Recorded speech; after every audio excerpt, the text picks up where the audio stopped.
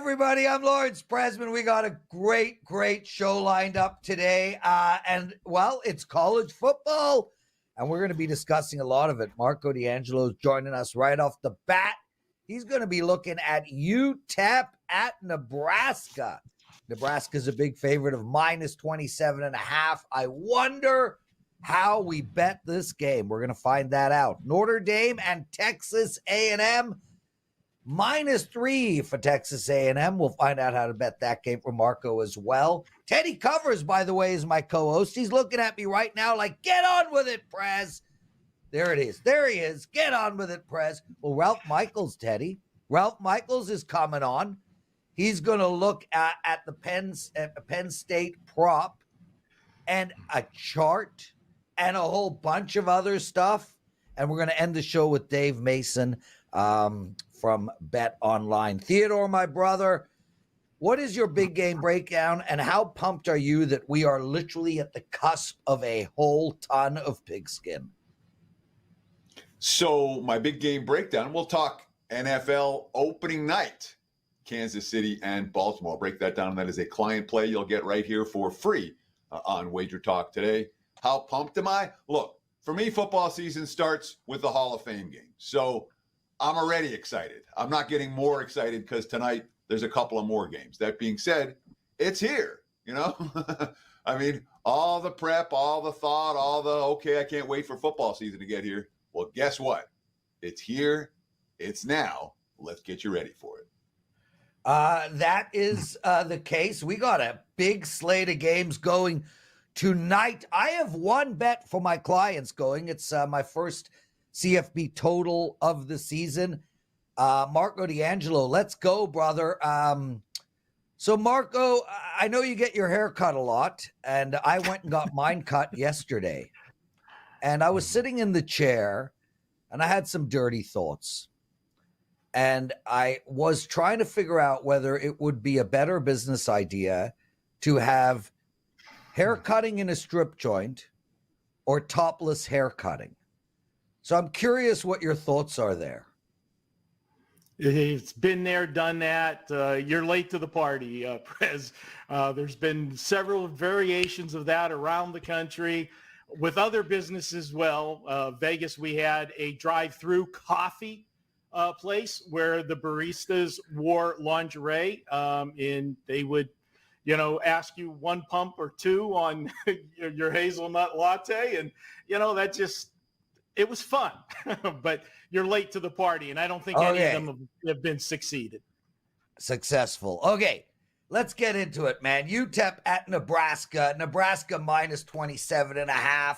Where are you going in this game? And then get ready for some mean, aggressive Teddy follow-ups.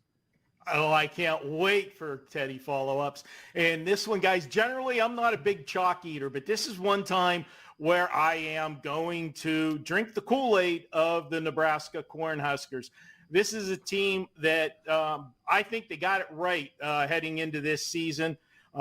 Matt Rule, he is entering year 2. We know the history of him in college football programs. NFL didn't work out so well, but college football, year 2, when he was at Temple, he turned a 2-win team into a 6-6 team. Year 2 at Baylor, he turned a 1-win team, 1-11, into a 7-6 team year 2. And he is bringing back a loaded team. Their problem last year was the quarterback position, which has been the problem for several years now at Nebraska. They named Dylan Raiola as the starting quarterback. He caught the attention of the coaching staff all the way back in spring ball when he lit it up in that game, and he won the starting job. This is a team that if you go back and look at Nebraska, as inept as the offense was last year, this defense was stout. Only 2 teams scored more than 24 points on this Nebraska team last year. And those 2 teams were Michigan, the national champion, and Colorado, who we know threw the football all over the place last year. You figure how many extra plays per game that defense was on the field because the offense couldn't get anything sustained going. This is a team that finished 5-7 last year. They lost their final 4 games. They lost those final 4 games by a grand total of 16 points because they couldn't score any. They got an offense that will be able to score. They're going against the team, Texas El Paso, that is coming back with not a lot in the cupboard from the previous year. Got a new coaching staff, going to be growing pains there. And the one thing I like about if I'm going to lay a big number in a game, I got to have 2 things. One, I got to have a good defense, and I've already talked up the Nebraska defense. The second part of the equation is when you're laying big number and you're winning big in the second half and you're trying to run out the clock, I want a team that can run the football and can run it well. And we know Nebraska can do that. This is a team that whenever they're trying to kill clock will actually have the opportunity to add to the score because they're doing what they do well. Whereas a team that's a passing team trying to kill clock, that usually backfires. I've got Nebraska rolling. I don't know how UTEP scores in this game, but I got Nebraska 41-6. So looking at Nebraska's track record, and if we do this, we'll never get to the river. We'll never get to the window with Nebraska. But they haven't even won a game by this point spread since 2001, or since 2021, I should say. So it's been like 3 years of football since this team has won by this kind of margin.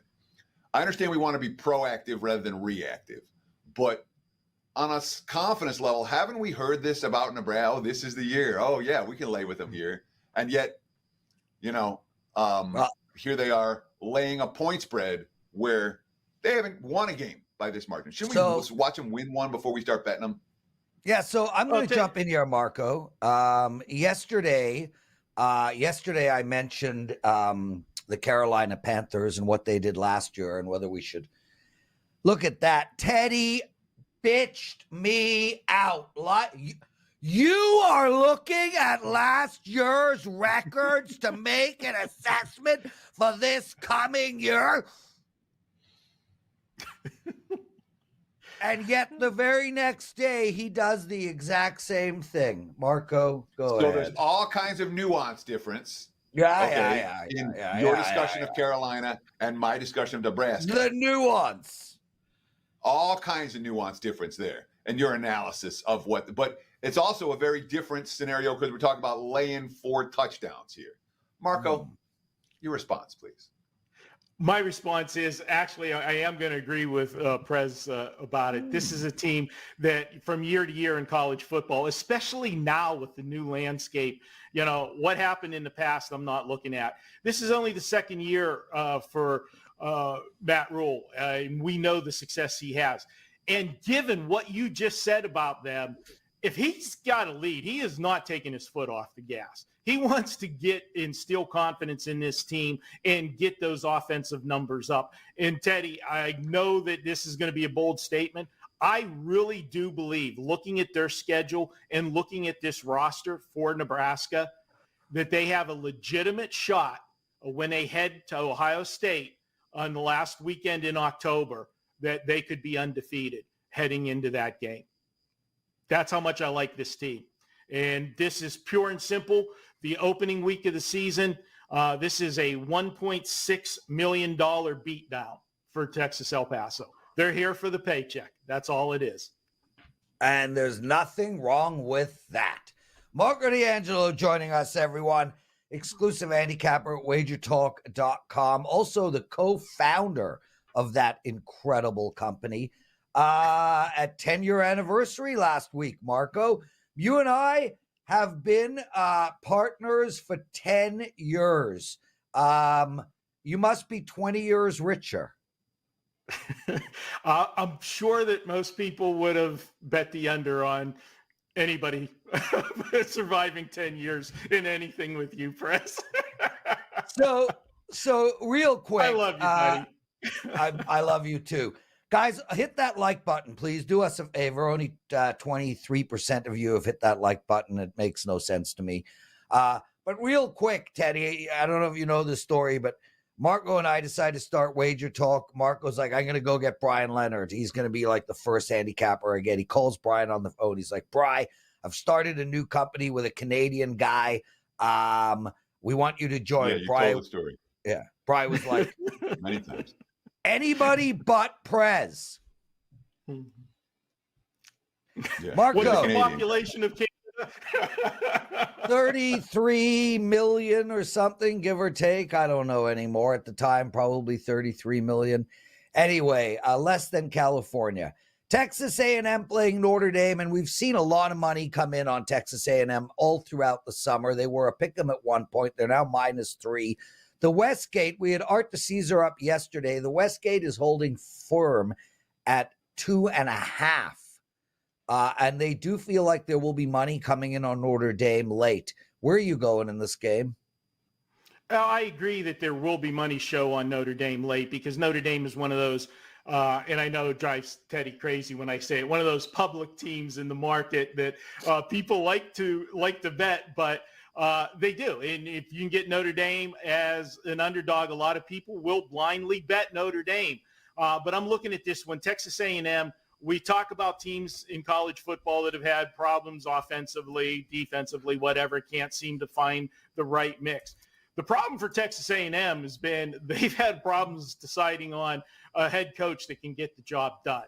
The Jimbo Fisher experiment, another failure for Texas A&M. So in comes head coach Mike Elko. He comes in here from Duke. He did a great job at Duke being there. They were a very opportunistic defense, a lot of takeaways. A lot of people, you can look at takeaways as, a luck factor or a production of hard work and scheming, whichever way you want to do it. They did it well. But there's a nice wrinkle to this game.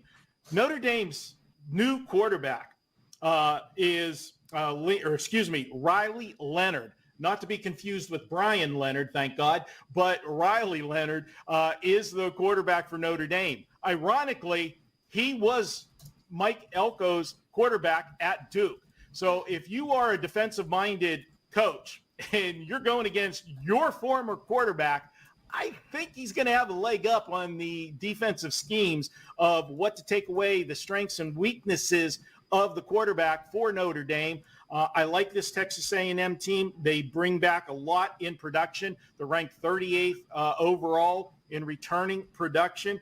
And this is a spot where you've got a new head coach. You've got excitement. Texas A&M is a tough home field. I like them. I know that we could have had better value earlier in the summer if we would have jumped on Texas A&M. But at a field goal, to me, when you're 3 points or less, I'm still handicapping the game as just pick the winner. And to me, that winner is Texas A&M. I think it will be a lower scoring game, but I've got Texas A&M winning by a touchdown. Yeah, let's talk about that week one, because week one is so unique in both college football and the NFL because the lines have been up all summer. So getting the best of the number, unless you were betting in June and July, which the sharp guys do, but not your casual bettor does. You're never going to get the best of the number week one. You do the best you can with the numbers that you have. Talk to me about specifically week one and how you deal with the line moves over the summer, sometimes getting the worst of it. Do you sometimes get the best of it as well? You do. And you know what? And there's a good friend, and the next guy coming up, Ralph, can attest to it. There's a guy in town here, Brad Powers. A lot of respect for him. This guy beats when they put up what they used to call the college games of the year, they put lines up for the whole season in the summertime. He would get the best of the number all the time, it would seem. And ask him, there's several years where he would have 5, 6, 7 points, the better of the number, and it still didn't matter. The game didn't cover. A lot of these coaches haven't even announced their starting quarterback. The game I just did before, Nebraska, they didn't announce the quarterback who was going to be starting until just a few days ago. So you know what? I've always been a guy that I handicap the number where it is when I release it. And if I still feel there's value, the fact that I missed a number, I'm not going to let a winner go by because I could have had a better number if I still feel there's value. And to me, I still feel there is value in Texas A&M. I hate guys that say, oh, I can't play that. I missed a point of value. I would rather lose a point and cash a ticket than to say, I missed a number and not have the winning ticket in my pocket. Marco, that is a great topic, and one we can't discuss because we're out of time. But it's amazing. I have like all these handicappers in my head when we go out for dinner. Oh, you missed the number. I mean, we could go on for an hour on that topic. Outstanding stuff today, brother. And also, way to go on your constant winning. I was talking to Teddy off air about this a few days ago. You've just been out. I was, Teddy. I literally. Okay, Marco, what do you have to promote? My friend? All right, I've got my first college football play of the 2024 season tonight. I am in action on the North Carolina-Minnesota game tonight. You can get that play. I didn't play anything last weekend. I don't play just because there's games. I got to feel that I do have an edge, and I have one, I think, in tonight's game. We had 4 plays in the preseason football. We went 3-1. You guys know that 2024 has been a good year, as Prez just said. But don't buy the game tonight for $25, okay? Look at that 2-week special. Not only for me, anybody at WagerTalk right now. You can buy 2 weeks and you get a 3rd week free. What's that come out to? You're going to get 21 days of all access. That's not just football. That's football, baseball, me, WNBA as well. We're the #1 handicapper at WagerTalk in the WNBA this season. You'll get all of my plays, 21 days, $198. Do the math real quick. That's less than $10 a day. Not only for me, any capper at WagerTalk right now. There we go. Marco D'Angelo. Teddy, honestly, I'm ready to murder you. I just want to get that out there. If you people read the shit that Teddy gives me in Slack. Okay. What did bettors learn last night? Let's talk about it. Let's talk about college football conceptually and betting in 24 conceptually to open the season. All right. For me, it's not about players specifically. It's not about coaches specifically. It's about a team and how that team is priced in the markets. And of course, what kind of spot that team is in this week. That's largely irrelevant in week 1. Ralph's going to talk some nuances about spots in week 1, but the reality is that look ahead spots, teams don't look ahead that much in week 1. They like getting that win. So you don't get a lot of spot plays. You don't really get any spot plays in week 1. But your team and how that team is priced can absolutely give you plays in week 1. And we talk about what I'm looking for in the college football betting landscape. I want bad teams I can fade again and again. I want teams that are priced like they're mediocre but are actually good, or teams that are priced good but are actually mediocre, and all the nuances that follow from those concepts. You want to fade elite teams that are only good. They're not elite. You want to bet on mediocre teams that are priced like they're bad, but they're really mediocre. There's lots of week 1 opinions about how much better or worse teams have gotten since the end of last season. This is my 27th college football season in Las Vegas, and I've learned this much. There's 130-something teams, and 110 of them are probably pretty close to where they were last year. Power rated, certainly less than a touchdown, maybe less than 5 points difference from where they were a year ago. And maybe not where they were at the end of the season, but if you're looking at an aggregate power rating for where they were throughout the course of the season, 110 teams within 5 points of that aggregate power rating. You probably have 10 or a dozen that are probably a TD plus better, and then another handful that are a TD or plus worse. And one of the things we like to do first thing in the season is to try to identify those teams. But any game that doesn't fall into those categories, bad teams I can fade again and again, teams that are priced wrong on the upside, teams that are priced wrong on the downside, whatever opinion I have, whatever bet I'm going to make is going to be relatively small. The one thing we do have for week 1, we have history. And Lawrence and I just had an interesting discussion about history. Recent history matters. How coaches approach game 1s. Are they ready? What role do we want them in? Do we want them in a chalk roll? Do we want them in a dog roll? That's the type of thing for me that I pay a lot of attention to for week 1 in college football. But really, for week 1, this is not a balls to the wall weekend for this bettor in college football action. I take it easy. I'm not pulling a bankroll buster in week 1. You shouldn't either. Now, I'm not saying we're not going to be in action. We could have half a dozen games this weekend.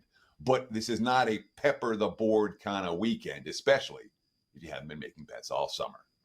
That's my 2 cents, Lawrence. Back to you, my friend. Teddy covers. Let's keep it moving. Dave Mason joining us later on. That's going to be an incredible segment, so stay with us all the way to the end. But right now, we got the great, the wonderful, the most awesomest Ralph Michaels ever. Ralph, I know how excited you must be for college football. It is one of your favorite sports. It is about to go off big today. Welcome to the show. Teddy, I was just looking at my power ratings from last year. I have about 12 teams that I dropped by 10 points, and I have 4 teams that I raised by 10 points. So pretty much within your parameter there. So welcome, guys. I am so very excited. If you guys haven't caught the Gold Sheet Top 25 videos I've done, I am so happy with the way they turned out. Make sure you check them out. Absolutely, and you can find them at WagerTalk TV. And if you want to know when these new videos go up live, subscribe to our channel, hit that bell, and you will get all that information. Teddy's doing a ton of solo videos as well, and so am I starting next week. Ralph, you look fit, healthy, happy, and raring to go, so let's start right off the bat. You want to discuss FCS teams with lines higher than 27 and totals lower than 55. That's a very specific area. So I'm just going to shut up and let you go. Well, Prez, since we're talking FCS teams, this is actually a pretty big sample size. And you look, guys, back when Appalachian State beat Michigan as a 1AA team, we only had a few lines on FCS teams. If you look at the live Wager Talk odds page, wt.buzz/odds is the shortcut. You will see there are 19 FBS versus FCS games tonight. Every one of them has a line and a total except from one casino. And by the way, there are 38 FBS versus FCS teams. There's a lot of times, this could have been a chart, guys, but I didn't make a chart for this.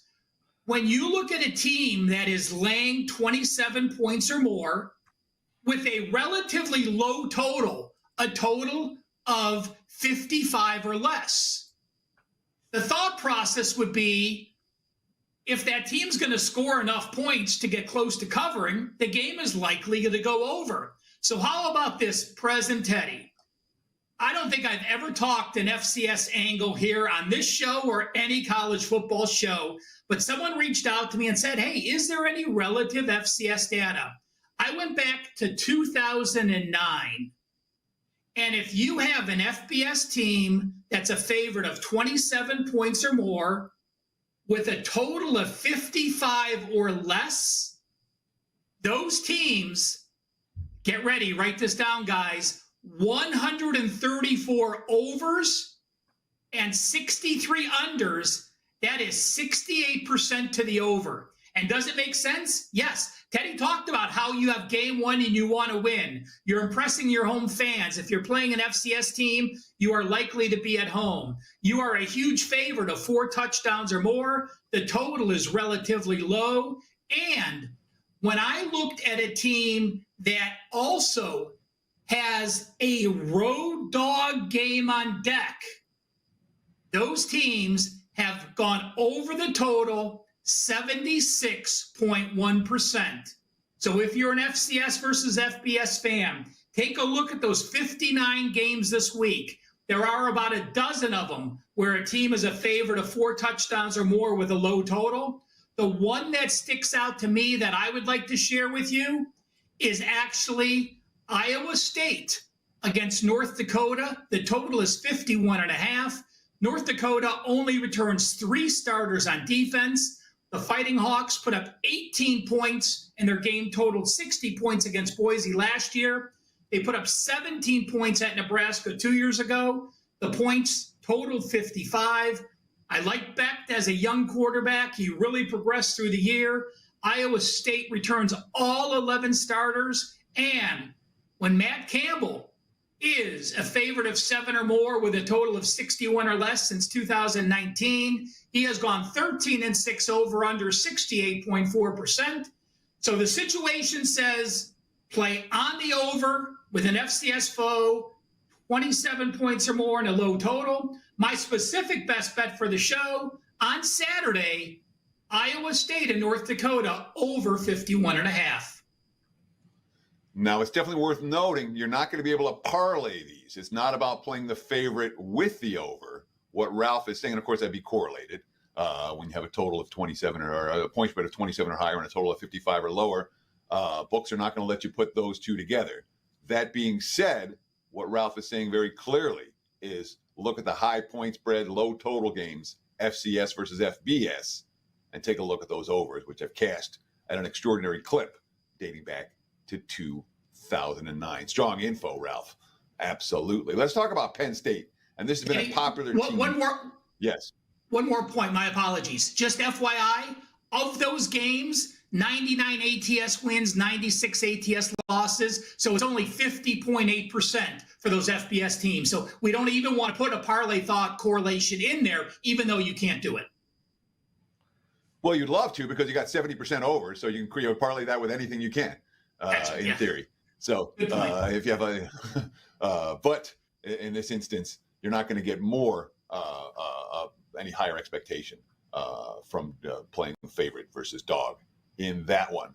Let's talk about the Penn State Nittany Lions, a team that anyone I talk to say what team benefits most from the playoffs going from 4 teams to 12 teams.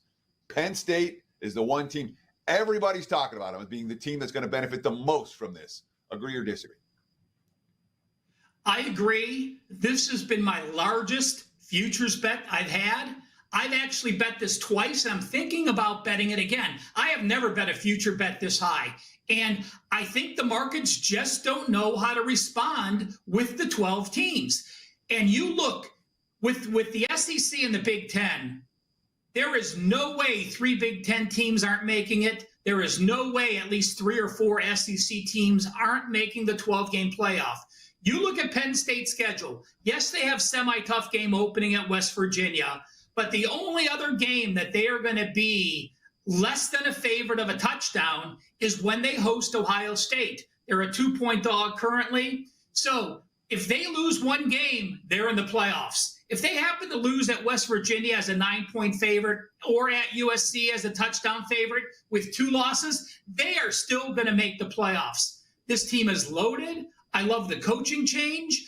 They got rid of their OC. They brought in an OC, Allard, another experienced quarterback. The only major negative Penn State has is that they lost 3 offensive linemen to the NFL. So you have to replace 3 linemen. That's one thing. You have to replace 3 NFL linemen. That is significantly more. Now, they still have a lot of depth. They had a lot of backup start a few games here or there. But Penn State minus 140 to me is a situation I brought up on the Gold Sheet video. And since I bet it again, and I do want to bring up this one point. Many new bettors or people that may not think about betting futures because they don't want to lay their bankroll out early, they look at futures in June and all of a sudden they say, okay, I'm done. And they stop looking at the future market. Guys, this future market has changed a ton in June, in July. Yep. And now we get to August where you may have had a future bet that wasn't what you wanted, but you have to recheck them now when the season's starting to see if they got steam the other way. So make sure you do your due diligence, check all those futures that you liked, see if the lines have reverted back to where you think there's value, and don't pass up those late summer futures that still can give you quite a bit of value. Ralph Michaels. Ralph, we got to keep going, man. You've got a chart for us. Let's get straight into it. And then feel free to promote as well what you got going for the clients. Guys, it's a simple chart. What happens game number 1 if you have an AP top 15 team on deck? Do you look ahead? Are you playing an FCS foe laying a big number? Well, let's take a look. It looks pretty good, guys. Teddy, you don't know how strong your statement was when it doesn't really matter who you have on deck in game number 1. It is your home opener. You're excited. You want to win that game. In game number 1 since 2007, if you have a top 15 AP team on deck, you have covered 57.2%. If you're a home favorite with an AP top 15 on deck, you have covered 61%. You see, the only negative there is if you're an away favorite week 1, they have only gone 7-11 against the spread, 38.9%. So teams this week that currently have an AP top 15 on deck: Michigan, Middle Tennessee, Baylor, South Florida, Northern Illinois, App State, Texas, Purdue, Bowling Green, and NC State. Let's see how those home favorites do if they live up to that 61.4% home favorite role with that game on deck. Again, I'm excited, guys. I have 3 futures loaded. I have 3 week 1 plays open. I have a Friday college football play open. NFL and college football, just $7.99, or take advantage of the buy 2 weeks, get 1 free. And I am certainly ready for some football. Ralph, just real quick, you use top 15 teams there. Why not top 10, top 20? I'm curious why you picked top 15. Top 10 were actually stronger, Teddy. But, with the top, when I got to the top 20s, it was pretty much even. And to me, when you look at those top 20, 21, 22, 23, and those extra votes, I think it's more important. I think teams do give they do put more importance in maybe a top 10 team. So the 15 worked in there. I did the divided 15. It's not a huge drop off, but it really does flatten out when you get to the top 20 or higher. So it was sort of me cherry picking. Top 10 would have been just as good, but top 15 with this group of games was the same number. So I shared that data. Ralph Michaels, awesome stuff, dude. Can't thank you enough for joining us. Anything else quick? And we got to bring Dave Mason in. Yeah, that was just my goodbye pen. My apologies. Awesome stuff. Teddy, we're going to save your big game breakdown to the end of the show. We got Dave Mason with us from Bet Online. Incredible information about to hit the airways. Guys, please, if you don't mind taking a second out of your day and hitting that like button, it would be greatly appreciated. We need it. We're all a team. We do this together. Dave Mason, how are you, my friend? Are you as excited as the rest of us? College football, 700 million games right in front of us. It goes all weekend. 5 days, man. 5 days of college football by my count, right? Oh, man, I love it. Love it. And that just means NFL starts next week, so the busy season is here. And, yeah, two most important weeks of the year, as far as I'm concerned, kick off the college football and kick off the NFL, because that kind of dictates how the rest of your season is going to go. Dave, let's get right into tonight's card. What are you seeing out there as far as bets from people that that you guys respect that we should know about? And is there anything Dave Mason likes? Let's see here. What do we got here tonight? UNC, you got a little bit of sharp on UNC -1, under 51, over 48.5. Jacksonville State -2.5 or better. Plus Coastal Carolina as well, +3.5 or better, under 56 on that one. I really don't like too much anything, to tell you the truth. I kind of tail some of the sharp action here and there, but nothing I'm really digging into. So relatively light for tonight. Before we get into Saturday's card and all the TV games this week and all of that, I want to ask how the last week was. How'd you guys do with those? What do you have? 4 games. There were 2, FBS versus FBS games, and then 2 FBS versus FCS games. How'd you guys make out with those opening games in college football, and how was your final week of the NFL preseason? Win, lose? Yeah, I mean, the NFL preseason was choppy. As far as college football, very good start to the season. The Nevada did us well. Georgia Tech with the upset. that knocked that. That was a good game too. Especially we lost a little bit on the spread, but we won good on the money line and money line parlays. You know, a lot of people liked hooking up a lot of those favorites, and so Florida State was a very popular money line parlay selection. So that knocked out a ton of money line parlays. So good opening week in college football. Yep. You talked about the money today coming for North Carolina, and that was two-way action on that Coastal Carolina Jacksonville State, right? They were taking Coastal at plus 3.5. They were laying Jacksonville State at 2.5. Did I get that correctly?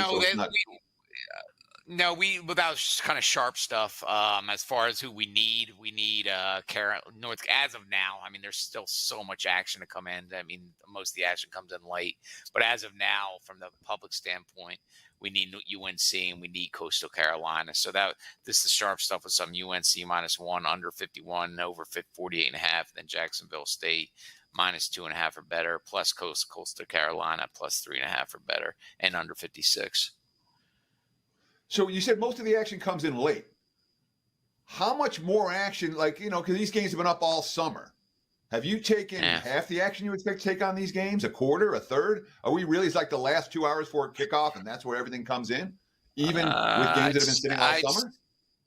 I'd say, looking at this action now, I'd approximate probably about 70% of the actions yet to come in on these games tonight. Yeah, wow. People bet late. The only people are betting early are guys, sharps, and even the sharps have to hold off because the limits aren't as high. But we'll take some sharp action. We'll take some guys looking at value, but most people are just betting late. Even week of, even when we open up the numbers for next week's, the following week's NFL games on Sunday, you'll take that first bevy of action, then it's slow throughout the week, then it picks up, and game day's absolutely insane. It's just most people aren't looking for value, and we have great value because we originate a lot of this stuff, a lot of the North American sports. Our odds hit the boards first, but I'm always amazed how so few people really pay attention to that and really bet early. And we're not talking months down early. We're talking 6 days early. People are 7 days early, and people just still wait till the number's settled. You're not going to beat the closing number long term. No one's going to beat that closing number long term, but you can beat the early number long term. But that being said, 90% of the people just ignore that. Dave Mason, BetOnline AG, breaking down the world of college football betting, breaking down the global betting markets in a way that we see different action than what we see here in the U.S., here in Nevada in particular. Well, let's talk Friday. 4 TV games for tomorrow night. We have Temple, Oklahoma, TCU, Stanford, Western Michigan, Wisconsin, FAU, Michigan State. Those 4 games. We had the Michigan State quarterback saying take the over, but there's debate as to whether they should take the over 4.5 wins or take the over 45 points in the ball game. What are you guys seeing down in Costa Rica when it comes to these 4 matchups, all on TV tomorrow night? Yeah, as far as Temple, Oklahoma, the action's pretty choppy there. It's no big decision. The volume's low on that. I mean, a 42-point spread. The higher those spreads, the less action you're going to get. So yeah, it's kind of 50-50. 53% of cash is on Temple, but 57% of the bettors are on Oklahoma. Some sharp on Sooners, -39.5 and under 58. What else we got? TCU, Stanford, 60% of the cash and 59% of the bettors are on Stanford. A little bit of sharp under 61.5. What other games you got? Was it Western Michigan? Yeah, Western Michigan, Wisconsin. A little bit. Action's pretty split there. Nothing too sharp as of yet. A little bit on Wisconsin, yeah. Dave Mason joining us, everyone. Lucky to have you with us, Dave. Every Thursday in this spot, we're going to hear from Dave Mason from Bet Online. Dave, let's look at the 2 big matchups for Sunday and Monday. We've got USC against LSU. Teddy took that game apart yesterday or the day before in his big game breakdown. And, of course, we have Florida State after a dismal performance last week against Boston College. Where's the money going in this game, and do you have any particular opinion in these games? Right. As far as Notre Dame, Texas A&M, or no, USC at LSU Sunday. As of now, we're big LSU fans. I mean, a ton of action yet to come in, like I said, but as of now, we do need LSU. 70% of the cash, 57% of the bettors are on USC. Some sharps took USC at +6.5. Personally, I like USC as well.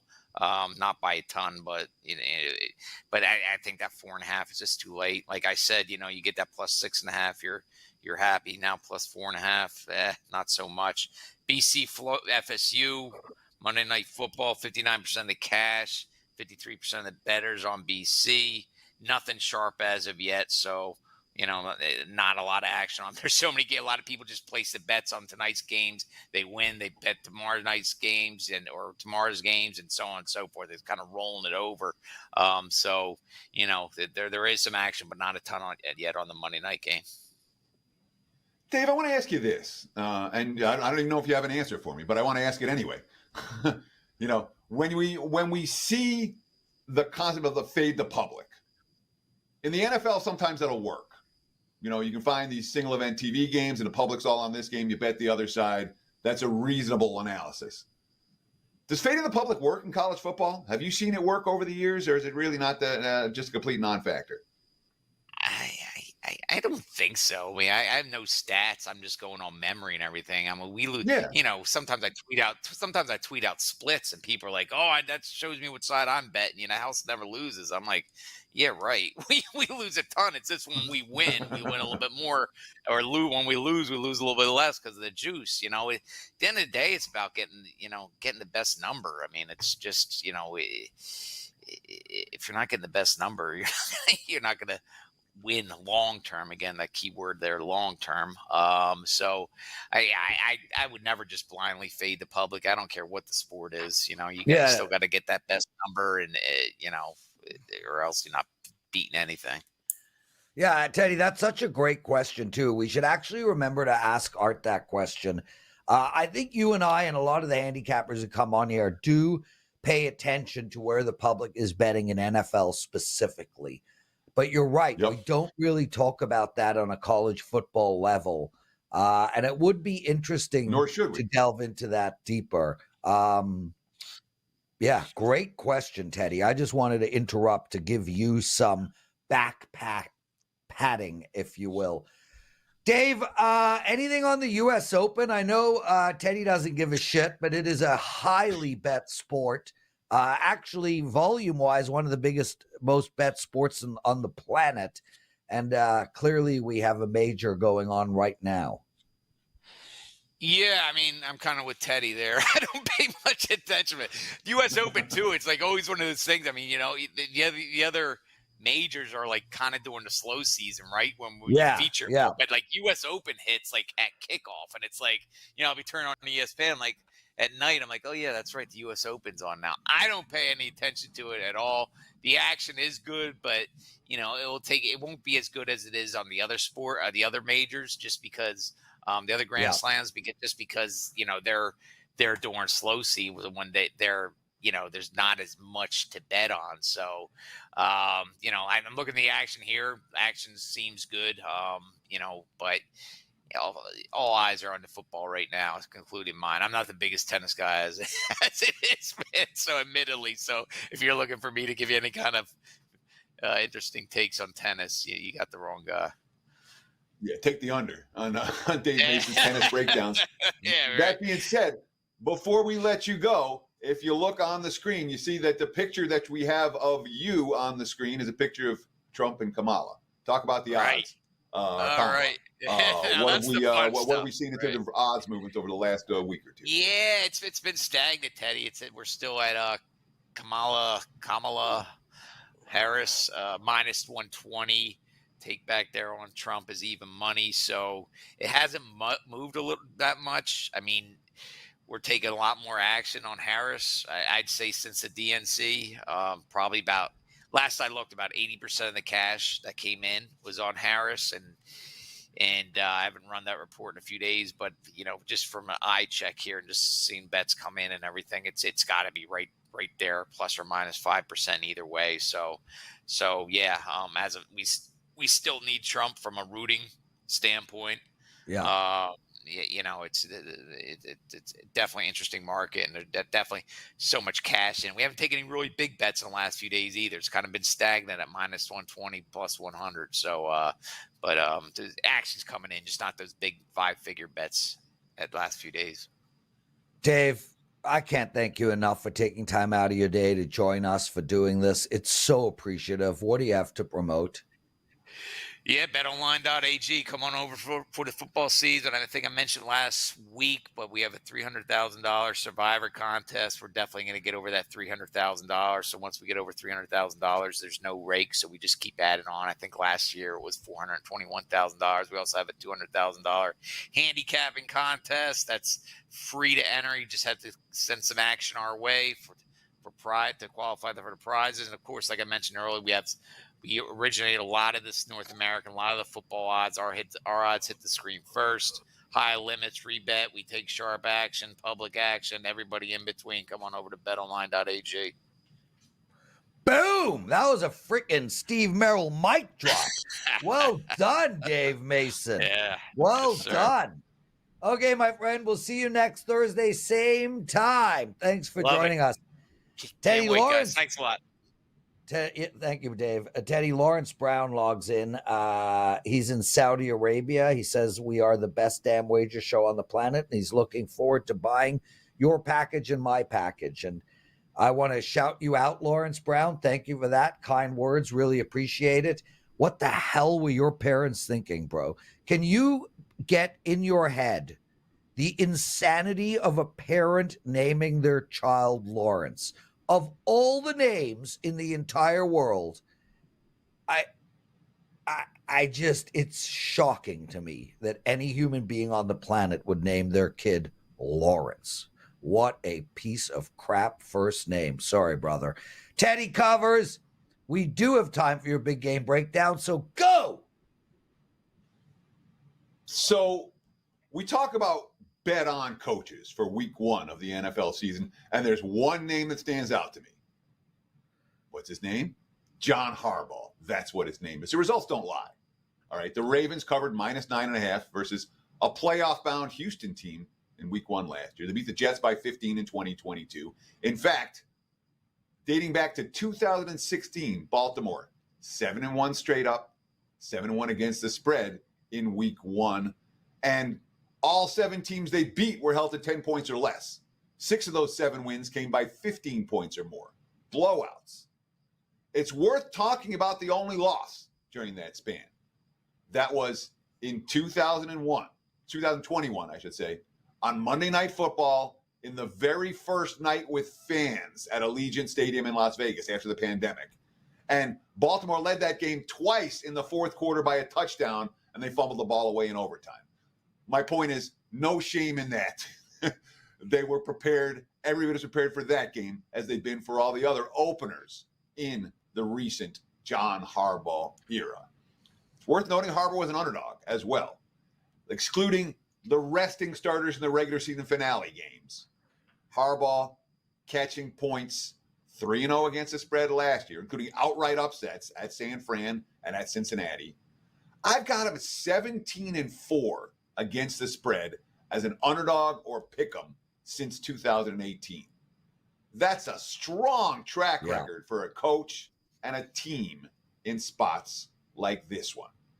Andy Reid, we know how good the Chiefs are. They won the Super Bowl last year. They won the Super Bowl the year before that. Their season is not make or break in September, right? They lost straight up as favorites on opening day to Detroit last year. They opened the season 2-4 ATS in 2022. They opened the season 0-3 ATS in 2021. It's not about hot starts for a team that expects to be playing in January and February. 2-time defending champs.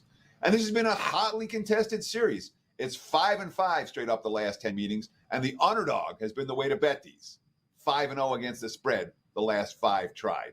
Every meeting between Harbaugh and Reid since 2008 has been an underdog cash, including the underdog Chiefs winning straight up in Baltimore last January on their way to the Super Bowl. So we got playoff revenge in game one. Count me in at +3.